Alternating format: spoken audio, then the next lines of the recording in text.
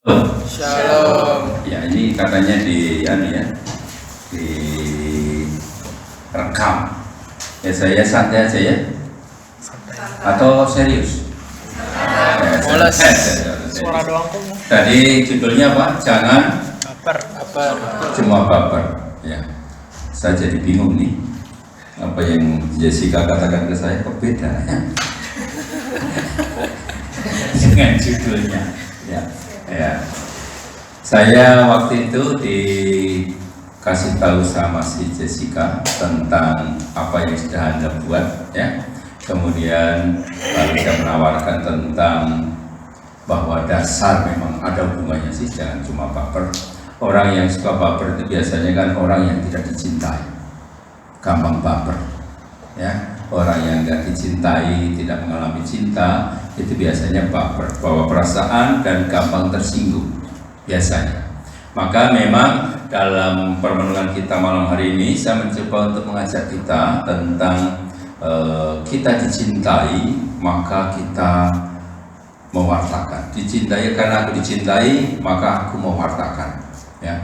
Dan itu dasar yang ingin saya letakkan kepada teman-teman sekalian, anak-anak muda kalian, untuk mendasari ketika kita ada di dalam komunitas seperti ini, kemudian nanti kita ada di dalam pewartaan. Kalau dasarnya nggak kuat, maka akan cenderung kita nanti baper, kemudian mengarah ke apa? Tersinggung, kemudian mutung. You know what is mutung?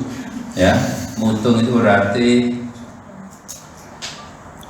ngambek, kemudian muntaber, ya, mundur tanpa berita, kemudian macam-macam. Dan orang yang jangan melulu baper itu nanti dampaknya yang lebih lagi, yaitu ketika orang baper ada hubungannya dengan luka batin sebetulnya, ya, bahwa perasaan. Kemudian nanti saya ajak kita untuk merenungkan kenapa terjadi seperti kasusnya Reinhard Sinaga.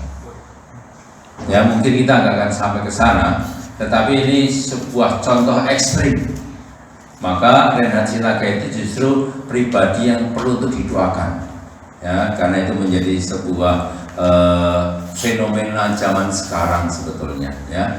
Anak-anak yang tidak mendapatkan cinta yang betul-betul tulus, cinta yang betul-betul kuat, sehingga akhirnya orang bisa menjadi korban seperti Reinhard Sinaga. Dan masih banyak sebetulnya korban-korban yang seperti itu, ya. Reinhard Sinaga yang begitu banyak tapi tidak terekspos, ya. Jangan-jangan di antara kita ada yang mengalami seperti itu, hanya tidak terekspos, tidak bisa dirasakan oleh banyak orang karena kita mungkin memendam, ya. Sedangkan Reinhard Sinaga itu kan dilampiaskan, ya, rasa bapernya itu, bawa perasaan, kemudian lukanya itu akhirnya melukai yang lain. Nah, sebagai inspirasi saya akan mengajak kita untuk melihat video klip sebentar, ya. Video klip berikut ini. Nah, mungkin Anda pernah lihat ini ya, klipnya, kita saksikan bersama. Ya begitu kan apa? Ikut asuransi. Oke, tepuk tangan untuk pemuda. Nah, teman-teman muda yang terkasih, kalau Anda melihat itu, ya, apa yang hidup ketika kamu melihat tadi film tadi, spontan ketika melihat itu, apa yang hidup? Mungkin boleh ada 2-3 di antara kita yang langsung mengungkapkan ketika melihat ini. Mungkin pernah melihat filmnya, tapi sekarang dalam konteks ini, coba Anda, apa yang Anda hidup langsung ketika melihat film tadi? Ada yang mau mengungkapkan? Siapa? Ketika melihat itu film tadi, atau bilang biasa aja, nggak saya nggak tergerak sama sekali. Atau ada something yang touch kamu. Siapa? Ada yang mau mengungkapkan? Siapanya? Anak baik. Silakan, ada sesuatu. Ketika melihat itu spontan saja, ketika menyaksikan itu video yang kayak gitu. inisiatif banget. Inisiatif banget. Yang jadi berefek sangat baik untuk orang lain meskipun udah bertiga, tapi bisa merasakan gembira juga dari orang lain. Oke, terima kasih anak yang baik. Yang lain ada melihat seperti itu? Siapa? Aldo? Saya tahu aja namanya. Nanti siapa yang sudah saya tahu saya kepanggil. Kira-kira Aldo melihat seperti itu, video yang seperti itu. Ya nggak mikirin diri sendiri sih. Ya. Kata apa yang dia punya pas-pasan tetap aja mau dikasih sama orang lain. Ya. Oke. Terakhir Jessica. Happiness gitu sih misalnya. Ya, ini maksudnya karena dia berbuat tapi dia juga kayak minta timbal balik. Jadi tapi semuanya yang baik itu datang sendiri ke dia gitu. Ya. Jadi kayak bawa makna happiness itu sendiri. Ya. Oke, terima kasih. Nah, saya kalau melihat video ini, saya selalu ada sesuatu yang menggetarkan saya. Ya. Karena dengan video ini saya semakin yakin bahwa God, you are so good. Tadi yang kita nyanyikan terus tadi itu, ya, bahwa Allah itu begitu baiknya itu betul. Dan lewat pemuda tadi, dan saya tidak melihat di agamanya apa, saya nggak peduli. Agamamu apa, Katolik, Kristen, Islam, apakah Buddha, Hindu, saya nggak peduli. Tapi kalau ada orang yang kayak gini, saya langsung bisa menangkap bahwa God, you are so good. Kamu adalah luar biasa baiknya. Dan itu nampak dalam diri ini. Maka dari sinilah saya mengatakan ini Yesus, ya. Saya mengatakan ini Yesus yang betul-betul hadir di tengah kita. Ya. Nah, kita seringkali bisa dengan gampang menyanyi yang seperti tadi, Tuhan begitu baik, ya. Kau sungguh baik Tuhan. Oh, Kau mencintai kami Tuhan. Tapi sekarang pertanyaannya, apakah saya bisa menjadi perpanjangan tangan Tuhan lalu mengatakan, yes, Tuhan itu baik. Dan kebaikan Tuhan itu nyata di dalam diri saya. Ya, dan tadi pemuda tadi betul-betul mengatakan, ini loh, God is good. Allah baik sekali. Dan itu dinampakkan. Ya tadi agamanya apa? Islam. Dia orang Buddha, ya, Buddhis. Tapi saya sangat yakin dia pasti masuk surga. Sangat yakin saya. Nah, maka sekarang saya ingin membandingkan antara pengalaman si pemuda tadi dengan pengalaman Yesus. Ya, kenapa Yesus juga bisa mengatakan bahwa Allah Bapa itu sangat baik. Ya, dan Yesus itu bisa seperti itu, dan dia bisa menghadapi berbagai macam tantangan, jatuh bangun, bahkan dihina dan sebagainya, dia tetap bertahan karena dia sudah mengalami bahwa God sungguh sangat baik. Ya, maka saya akan mengajak kita dengan apa? Mari kita buka Matius 17. Ya, Matius 17 1 sampai 7. Ya, kita akan baca menurut peraturan pemerintah ganjil genap. Ya, ya, membaca ganjil genap. Ini langsung sini aja, bisa ya? Bisa baca? Ya, kita akan cowok yang ganjil, kemudian cewek genap. Ya, kita baca bersama. 1, 2, 3.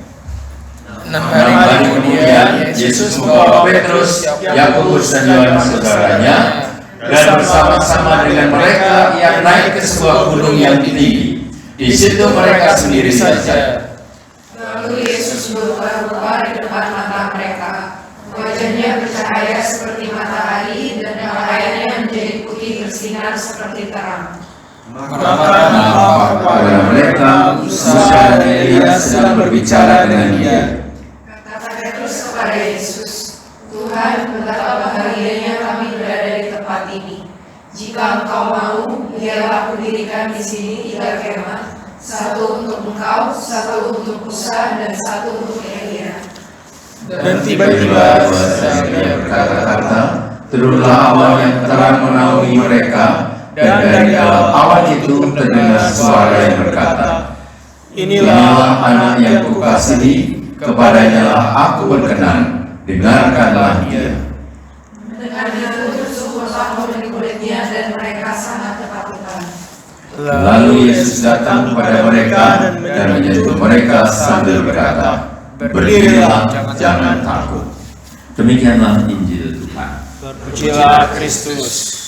Teman-teman muda, kalau Anda melihat ini atau membaca ini, kemudian kata-kata yang kuning ini Anda pernah dengar di peristiwa apa lagi?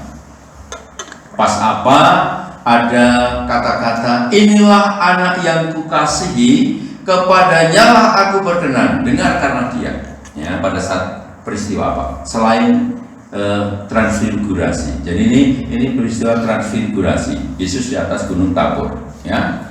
Tapi ada peristiwa yang lain apa? Baptisan. Ya, waktu dibaptis, ya, ingat. Waktu Yesus dibaptis juga hal yang sama dikatakan, inilah anak yang kukasihi, kepadanya aku berkenan, dengarkanlah dia. Hal yang sama dikatakan. Nah, kata ini yang ingin saya katakan kepada kita sekalian, ya teman-teman terkasih.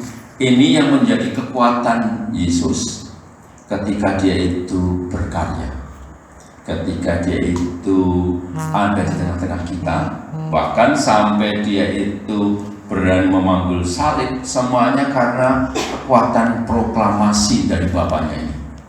Ya, ketika dibaptis ada proklamasi yang mengatakan, inilah putra kesayanganku, kepadanya aku berkenan.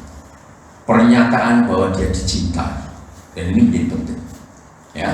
Dan ternyata ketika di atas Gunung Tabor, ketika Yesus itu kemudian menampakkan kemuliaan Allah, ini kembali lagi dikatakan oleh Bapaknya, inilah putra kesayanganku, kepadanya aku berkenan. Maka keyakinan bahwa saya dicintai itu menjadi dasar yang harus dimiliki oleh semua saja, setiap pewarta maupun kita sebagai murid Tuhan. Ya, jadi Anda dan saya itu harus punya kekuatan seperti Yesus ini untuk tetap setia. Ada kekuatan apa? Kekuatan proklamasi bahwa you adalah orang yang dicintai. Ya. Dan sekarang ini pertanyaannya, apakah Anda juga termasuk orang yang yakin bahwa Anda itu betul-betul dicintai? Atau ada pengalaman-pengalaman di mana Anda mengatakan I am nothing. Saya bukan siapa-siapa ini dan saya kelihatannya nggak berguna di rumah itu saya nggak dicintai papa mama. Atau mungkin pernah punya pengalaman bahwa Anda merasa tidak dicintai. Anda mengalami pengalaman luka, dulu pernah dikatakan goblok lo, ya, BODO, goblok oleh orang tua kita, sehingga merasa bahwa saya nggak dicintai kok. Sehingga ketika kita ya tidak dicintai, atau dalam bahasa tadi saya katakan Reinhard Sinaga itu, Anda tahu ya, ada yang memberikan kupasan tentang analisa tentang Reinhard Sinaga, kenapa dia bisa sampai memperkosa 190-an orang.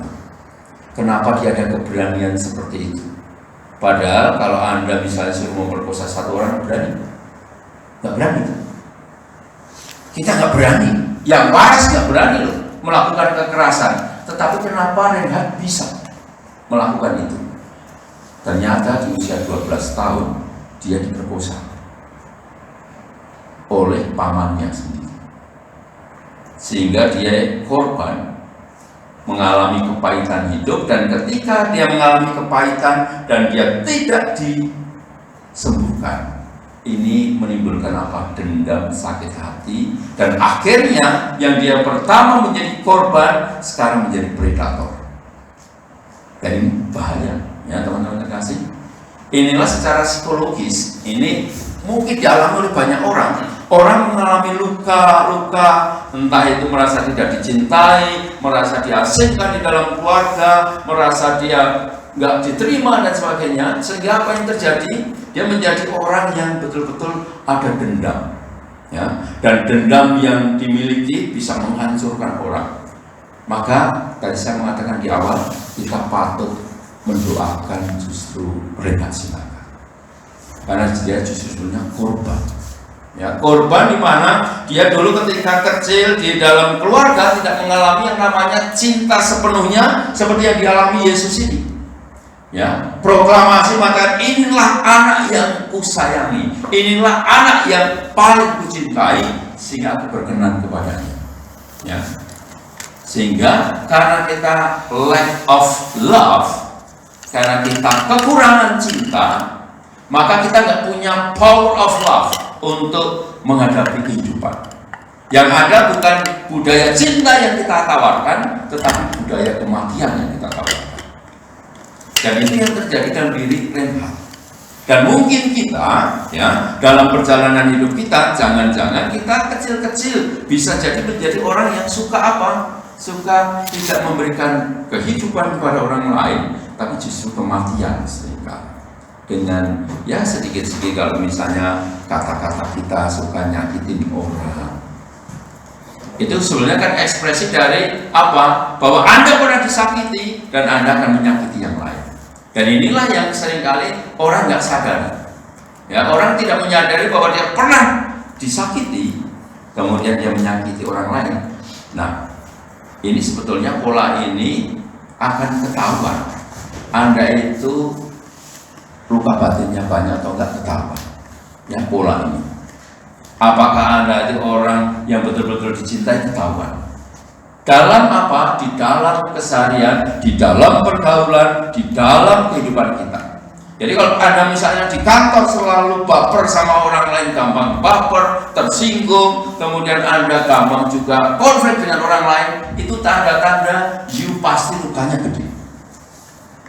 Ya, kalau kita misalnya di kantor itu baperan, kemudian kita di kantor itu gampang tersinggung, maka kalau Anda menyaksikan yang ada di televisi, orang-orang begitu gampang membuli orang lain, begitu gampang menyakiti orang lain, kita gampang sebenarnya orang itu pasti lukanya gede.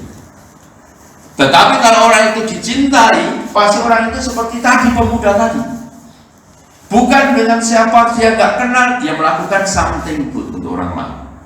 Ya, tadi mama yang dorong gerobak, dia nggak tahu siapa dia, tetapi karena dia merasa dicintai, ketika ada orang yang membutuhkan, dia langsung tergerak. Kemudian ketika ada pengemis, hatinya langsung tergerak. Ketika ada yang binatang butuh makan, hatinya tergerak. Dalam bahasa kitab suci itulah yang disebut apa? Belas kasihan, berbela rasa. Dan itu kan Yesus. Ya. Ingat ketika Yesus bertemu dengan 5.000 orang, kemudian dengan para murid, Yesus mencoba ngetes para murid, tolong beri mereka makan. Para murid bilang, "Nggak bisa, ngapain? Repot-repot 5.000 Tuhan." Ya, kalau satu bungkus itu 5.000 kali 5.000 berapa? Nggak bisa repot-repot, suruh mereka pulang, suruh mereka pergi. Nih, hati yang tidak peduli, ungkapan dari hati yang terluka. Ya. Orang yang nggak mau peduli dengan orang lain, nggak mau urusan orang lain, Yesus menarik para murid, dikasih pengajaran. Nih, kalau kamu menjadi pengikutku, kamu harus punya hati seperti saya loh. Hati yang berbelas kasih, hati yang mau terlibat meskipun mungkin kita nggak punya apa-apa, tapi kita punya hati. Dan itulah yang membuat Yesus selalu mengatakan, kamu harus memberi mereka makan. Ya. Yesus bisa seperti ini karena apa? Dia mengalami bahwa dia dicintai. Ya, dicintai oleh siapa? Oleh Bapaknya yang mengatakan inilah anak kesayanganku, kepadanya aku berkenan. Dan ternyata kata-kata Bapaknya ini juga dia temukan dalam diri siapa? Papa dan mamanya. Dia punya figur mama yang begitu baik. Dia punya figur papa yang begitu baik dalam keluarganya. Sehingga dia lalu mengatakan, betul, Allah itu baik, Allah itu so good untuk saya. Betul dialami. Sehingga dia begitu yakin, maka ketika dia mengalami itu, kemudian dia tidak mau berhenti. Orang yang dicintai pasti akan tergerak untuk mewartakan. Orang yang mengalami Tuhan maka akan tergerak untuk bersaksi. Contoh kecil saja tadi di awal pertemuan kita, WL kita siapa namanya? Jos. Ya, Jos tadi memberikan kesaksian. Dia mengalami dicintai, ya, dengan sakit, ya, DB, kemudian dia misa online, ya, hanya karena ingin tahu misa online itu kayak apa. Dan itu kan baru zaman sekarang, ya, misa online. Saya sering ditanya sama umat, mau pengakuan online bisa nggak? Pengakuan dosa online. Saya bilang untuk saat ini belum. Biarpun bisa video call, ya, tidak video call kan? Tetapi saat ini belum, karena perjumpaan face to face itu jauh lebih penting, ya, dari hati ke hati, ya. Tetapi, nah sekarang ada misa online, gara-gara apa? Karena Mbak Corona, ya, karena cici Corona, kan? Sehingga ada misa online, ya. Nah, lepas dari itu semua, tapi apa yang terjadi? Bahwa Jos tadi mengalami sentuhan pribadi, bahwa dia mengikuti misa online, kemudian merasa bisa sampai menitipkan air mata, dan ini sangat pribadi. Dan yang seperti ini nggak mungkin akan tertutup, nggak mungkin tidak diwartakan. Maka tadi dia bersaksi mewartakan. Dan ketika Anda mendengarkan itu kan ada sesuatu yang hidup. Sama ketika ada banyak orang yang disembuhkan Yesus, ya misalnya si buta yang disembuhkan, Yesus bilang apa? Jangan ngomongnya, kamu jangan bilang apa-apa. Tapi apa yang terjadi? Orang ini mewartakan. Dan apakah kemudian setelah dia mewartakan, dia melanggar perintah Yesus? Apakah lalu dia tidak tersembuhkan? Kembali ke semula karena dia melanggar perintah Allah? No. Ternyata ketika Yesus mengatakan jangan ngomong ke siapa-siapa, jangan kamu bersaksi, tetapi ternyata orang itu tetap bersaksi dan Tuhan tidak melarang. Tuhan tidak kemudian marah membuat dia tidak sembuh, no? Tetap sembuh dan diberi kesempatan, silahkan.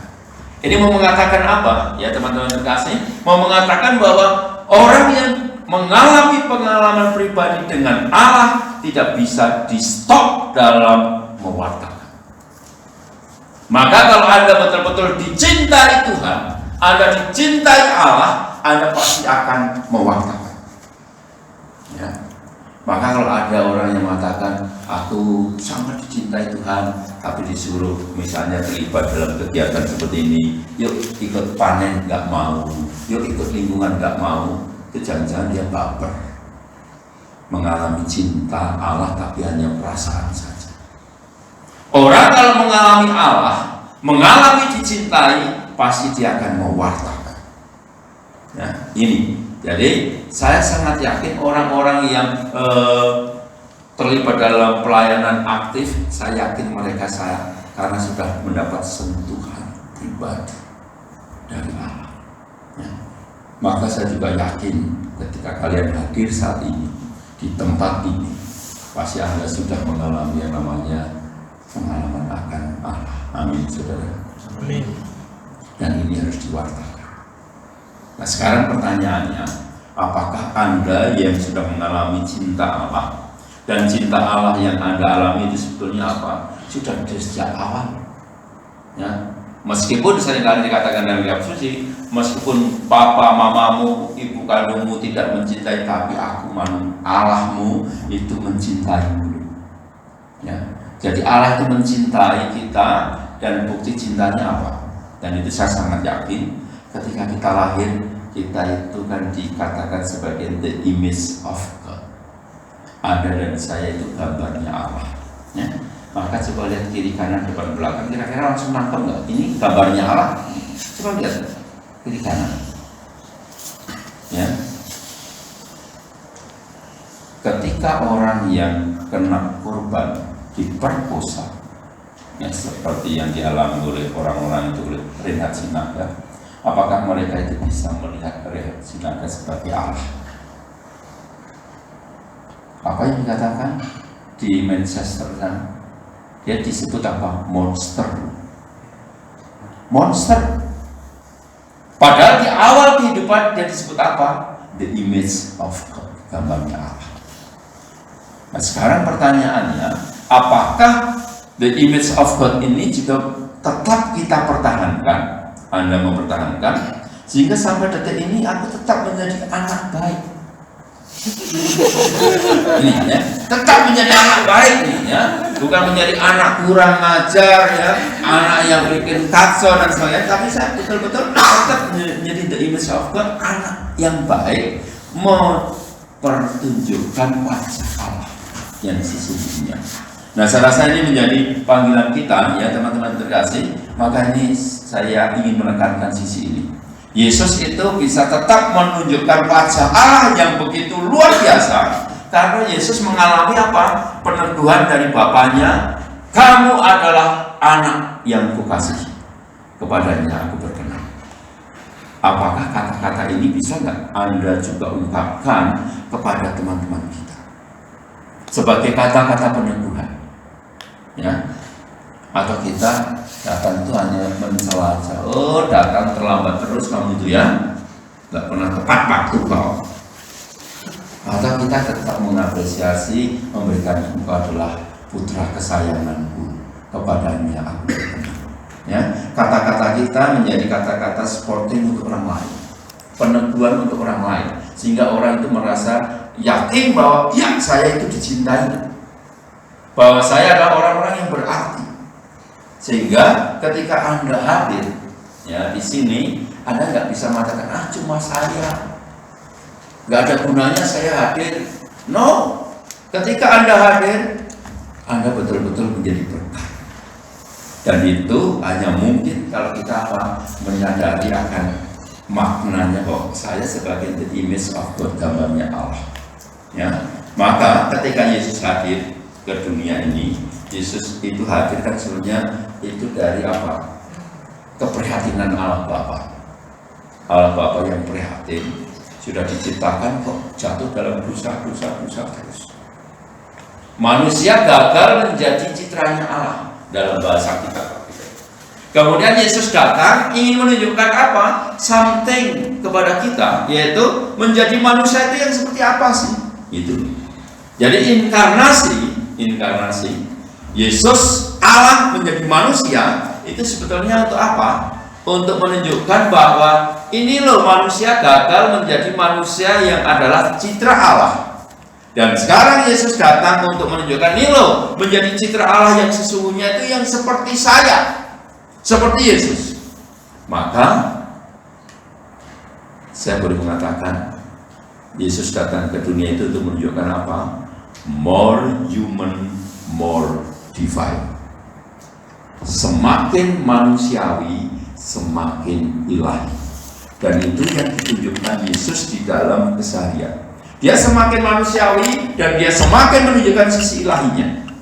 Dan tadi dalam video klip tadi, itulah Yesus yang hadir. More human, more divine. Ya, semakin manusiawi sehingga ketika ada sesuatu orang membutuhkan tergerak hatinya untuk melakukan sesuatu. Ketika ada tanaman yang kering kemudian dia kena air, coba lihat reaksinya. Kalau kita yang tidak dicintai, kita yang terluka, jalan kemudian kena air, komentarnya langsung apa? Mungkin langsung spontan, masuk spontan, ungkapan emosi marah. Tapi coba tadi, anak tadi, pemuda tadi kena air, dia tersenyum dan langsung ya ininya jalan melihat ada pot dengan bunga yang kering, dia langsung ambil. Ini sisi yang sangat manusia. Ya. tetapi justru menampakkan apa? Sisi yang sangat ilahi. Ya. Sehingga kalau misalnya tadi Anda datang ke sini, kemudian ada satpam di situ. Ketika satpam membantu Anda untuk parkir, you bilang enggak, thank you, makasih Pak, atau diam saja. Ketika Anda diam saja, Anda enggak manusia. Tapi ketika Anda bisa mengatakan, terima kasih Pak, itu dia juga mengatakan, anak ini sopan ya, anak ini baik. Nah, ketika kita dengan pembantu, apakah kita bisa nggak mengatakan ketika kita bilang, ya tolong dong bikinkan jus, pakai kata tolong. Sekarang banyak anak-anak zaman sekarang itu yang bosi, ya karena apa? Papa mamanya juga gitu. Ya jus datang. Ambil tas datang, nggak bilang thank you, nggak manusiawi. Dan itu terjadi sekarang. Sehingga di tempat sekarang ini banyak ya orang yang nggak manusiawi. Ya, tidak manusiawi dengan apa? Sekarang ini penyakit sosial ini terjadi dengan adanya apa?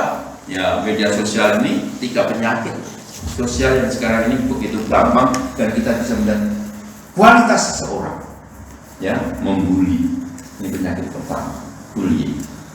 Penyakit kedua, ujaran kebencian. Yang ketiga, hoax. Ini penyakit sosial. Dan dari penyakit ini kita bisa melihat kualitas seseorang. Ya misalnya, ya baru-baru ya, pejabat bikin hoax yang membuat saya bingung karena saya hobinya renang. Ya, sehingga kemarin saya sempat memutuskan nggak mau renang karena saya takut nanti banyak orang yang minta pertanggungjawaban saya. Ya, gara-gara saya renang banyak yang hamil. Ya. Dan itu dikatakan oleh apa? Pejabat loh. Ya, ini hoax. Tapi begitu banyak orang yang gampang akan terpengaruh karena apa? Ini dikatakan. Ya. Dan masih banyak hoax-hoax yang terjadi. Lalu bagaimana? Di situ kita bisa melihat kualitas hidup kita.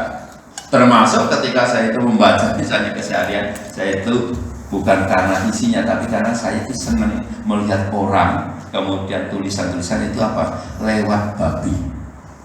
Anda tahu itu bacaan apa itu? Berita itu babi. Enggak babi. Ya, bukan babi.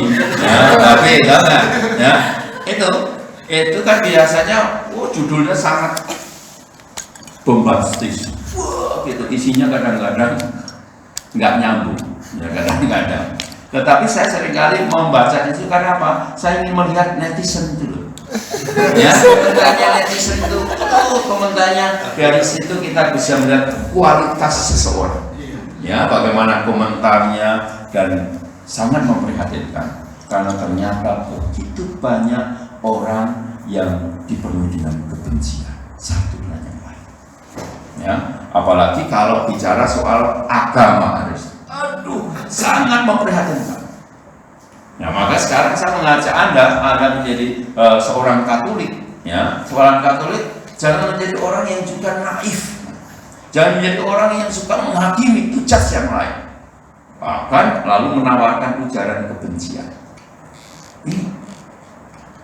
Nah, orang yang melakukan ujaran kebencian, kemudian yang melakukan bullying orang lain, kemudian hoax, ini bisa ditangkal dengan apa? Dengan ketika kita semakin dalam relasi dengan Tuhan. Dalam bahasa kita adalah apa? Anda semakin mempunyai spiritualitas.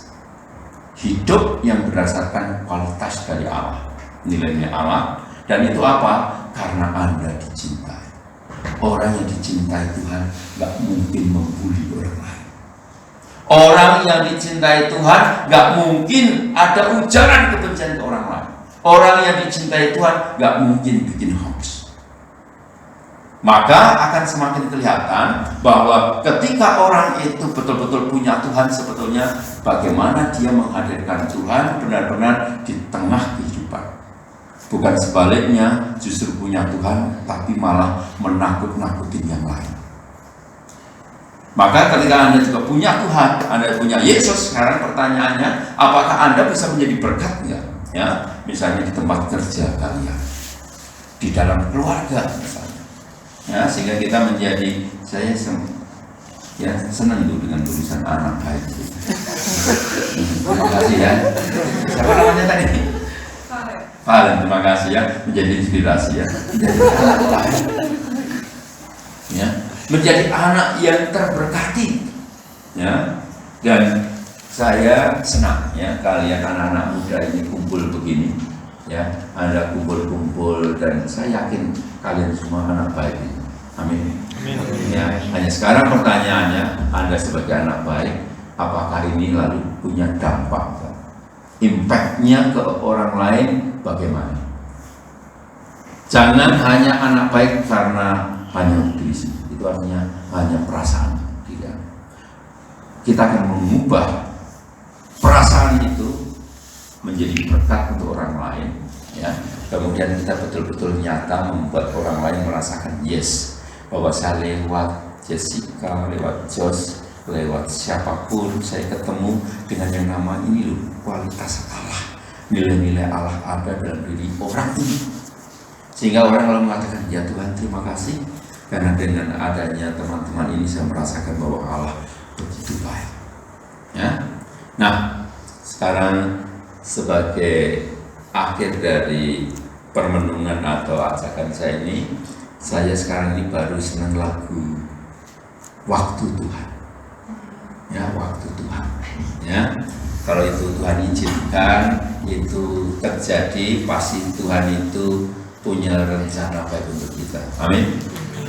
Ya, dan dikatakan di situ waktu Tuhan itu waktu yang terbaik. Ya, nah sekarang kalau semua sudah diizinkan Tuhan terjadi, sekarang pertanyaannya apakah Anda sebagai orangnya Tuhan, Anda bisa betul-betul mengatakan Tuhan, saya akan menjadi saksimu bahwa waktuku adalah yang terbaik. Atau jangan-jangan kita di tengah keluarga kita masih mama kita, papa kita mungkin mengatakan Tuhan kok jadinya kayak gini ya. Sudah saya kuliahkan ke luar negeri, ya, pulang kok jadinya kayak gini. Baru-baru ketika saya ngurus surat untuk memenuhi persyaratan memberi retret di Riverside, Amerika.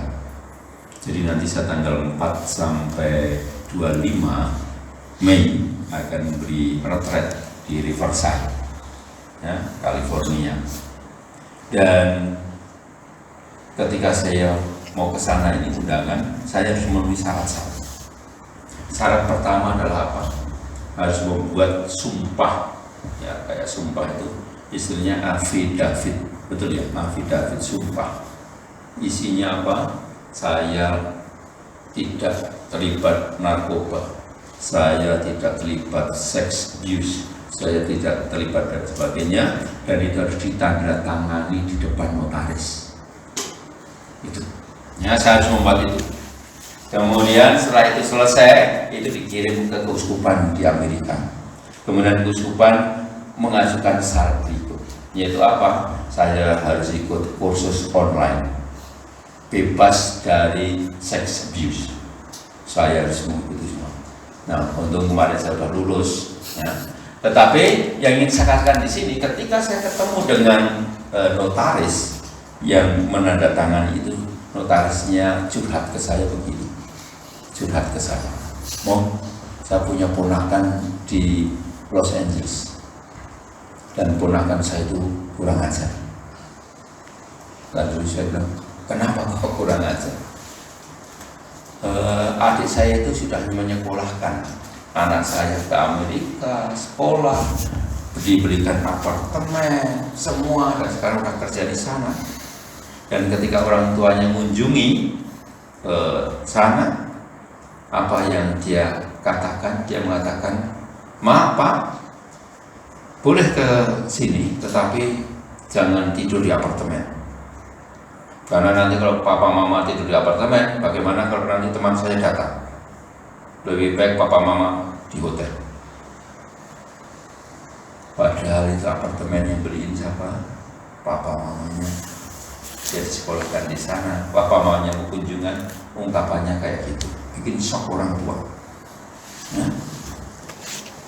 Ini salah satu contoh, ya, bahwa kadang-kadang ya kita sebagai anak tidak bisa menunjukkan bahwa waktu Tuhan itu waktu yang terbaik.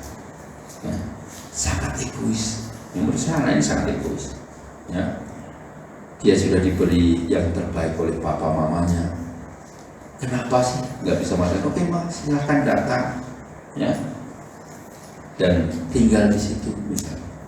Nah, satu sisi dari sisi itu saya lihat begitu memprihatinkan situasinya. Nah, apakah ini pertanyaannya bahwa saya itu bisa menjadikan apa yang dikatakan waktu Tuhan waktu yang terbaik itu juga menjadi bukti nyata bahwa waktu Tuhan yang terbaik itu terjadi karena saya ikut serta di dalamnya, menjadi ambil bagian untuk menyatakan bahwa waktu Tuhan itu yang terbaik. Yesus sukses menghadirkan pribadi sebagai apa? Allah yang adalah baik. Sehingga Yesus berani mengatakan, ketika kamu melihat aku, kamu melihat Bapa. Bapa di dalam aku dan aku di dalam Bapa. Ya. Apakah kita juga berani enggak? Ya, berani enggak untuk mengatakan hal ini? Bukan untuk kesombongan rohani loh. Ya, ingat. Bukan untuk kesombongan rohani, tapi Anda mengatakan Yesus di dalam aku dan aku di dalam Dia. Sehingga ketika orang ketemu saya, langsung bisa mengatakan, benar, saya ketemu orang yang baik. Tadi, nenek tadi, dia bisa mengatakan Tuhan baik.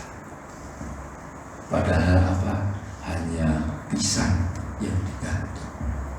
Tapi nenek itu bisa mengatakan Tuhan baik. Maka dia ketika ketemu si pemuda itu, lalu dia bilang apa? Hakmu, ya, peluk saya, ya, pelukan cinta. Ya. Kemudian ketika si pemuda itu di bus, juga si cewek tadi bisa mengatakan Tuhan baik. Karena ternyata ada pemuda yang mempersilahkan. Tidak sebaliknya di MRT, emak-emak jambak cewek. Ya kan? Kamu pergi, ya, kamu anaknya, dan gampar sebagainya. Apakah si anak itu mengatakan, aku ketemu Tuhan? Dalam diri emak-emak yang kayak gitu. Ya, jangan-jangan itu juga ada dalam diri kita. Ya, ketika Anda ternyata mulutnya kayak nenek lampir, cerewet dan suka nyakitin orang. Ya. Dan ternyata Anda juga sebagai seorang anak yang sekarang nggak peduli misalnya sama papa mama, ya, nggak mau tahu. Ini yang seringkali kebetulan, ya, teman yang terkasih, saya dekat sama orang muda, ya, saya dampingi Choice. Anda pernah ada yang pernah ikut Choice-nya ini? Ya, saya dampingi Choice. Ya. Tapi saya juga pendamping orang tua. Saya ikut MA. Jadi di satu sisi saya mendengarkan keluhan ibu-ibu, bapak-bapak tentang anaknya, tapi saya keluhan juga anak-anak tentang orang tuanya. Nah, sekarang ini saya baru menyampaikan keluhan papa mamanya. Ya. Ya, menyampaikannya yang seringkali itu diungkapkan loh. Ya. Nah, sekarang saya mengatakan, yuk kita sebagai orang muda, ya, saatnya lah, ya, untuk apa menunjukkan bahwa Tuhan itu ada dalam diri saya, ya. Dan saya betul-betul tadi ketika nyanyi bareng, saya tersentuh saya ketika kalian lagu, terutama lagu God is good, so ya, itu tadi saya merasakan itu, ya. Ini luar biasa kalian ini, ya, bisa menyanyi dengan sepenuh hati, ya, dengan ungkapan yang luar biasa, menggerakkan sesuatu. Jadi ketika kita itu melakukan sesuatu karena kita merasa dicintai, ini impact-nya luar biasa. Ya. Tetapi kalau Anda itu melakukan karena Anda tidak merasa dicintai, ini semua lip service, cuma di sini saja. Tapi kalau itu betul-betul dari kedalaman, betul-betul akan keluar, dan dampaknya itu bukan kita yang melakukan, tapi Roh Tuhan yang menggerakkan semuanya. Amin. Dan Anda dipakai saja. Ya, maka mari saya dengan lagu Waktu Tuhan ini hanya saya mengajak kita untuk supaya kita betul-betul Tuhan hadir dan semua itu menjadi baik. Ya, kita siapkan lagu itu, dan di situ ada ya teksnya kan? Kalau nggak ada dicari, asal sudah hafal.